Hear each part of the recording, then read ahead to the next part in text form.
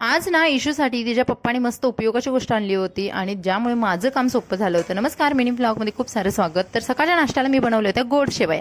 आता याची छोटीशी रेसिपी पण तुमच्यासोबत शेअर करते. आम्हा दोघांना खूप आवडतात या गोड शेवया. तर तुपामध्ये छान प्रकारे शेवया भाजून घ्यायच्या, त्याच्यामध्ये आपल्याला गरजेनुसार साखर ॲड करून घ्यायची आणि त्या शेवया मस्त प्रकारे साखरेमध्ये आणि तुपामध्ये मिक्स करून झाल्यानंतर त्याच्यामध्ये आपल्याला भरपूर सारं दूध ॲड करायचं आहे आणि शेवया वाफायला ठेवायच्या आहे. त्यात तुम्ही वेलची पूड टाकली तर अजूनच सुंदर वास येतो.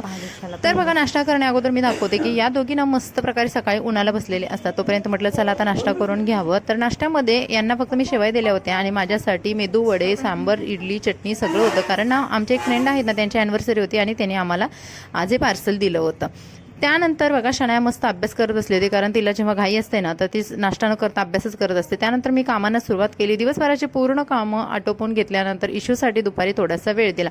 त्यानंतर आम्ही आलो खाली, मस्त प्रकारे बसलो होतो हवेला. आणि आज इशूसाठी तिच्या पप्पाने एक महत्त्वाची गोष्ट आणली होती. ती कोणती आहे चला बघूयात. तर हे आणलं होतं बेबी सिटिंग केअर, ज्याच्यामध्ये ना इशूला बसवून आम्ही मस्त प्रकारे एन्जॉय करणार होतो. कारण ना याची आम्हाला सध्या खूप गरज आहे. कारण इशूला हातामध्ये पकडून पकडून हात दुखतात आणि त्यामुळे इशूला पण कम्फर्टेबल होतं आणि आम्हाला पण. आता इशूला जसं बसवल्यानंतर जसं टेडी टाईप दिसतोय ना, त्याच पद्धतीचा तिच्याकडे एक ड्रेस आहे, ते पण मी तुम्हाला दाखवलेला आहे.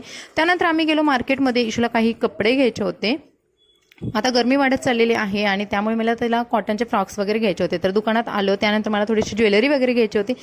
आतमध्ये माझं काम चालू होतं आणि या दोघी ना माझं वेट करत बसल्या होत्या. तर इशिकाला ना जेव्हा मार्केटमध्ये आणल्यानंतर तिचं एकच काम असतं की तिला फक्त इकडे तिकडे टकमक बघायला आवडतं आणि ते खूप छान प्रकारे ऑब्झर्व करत असते.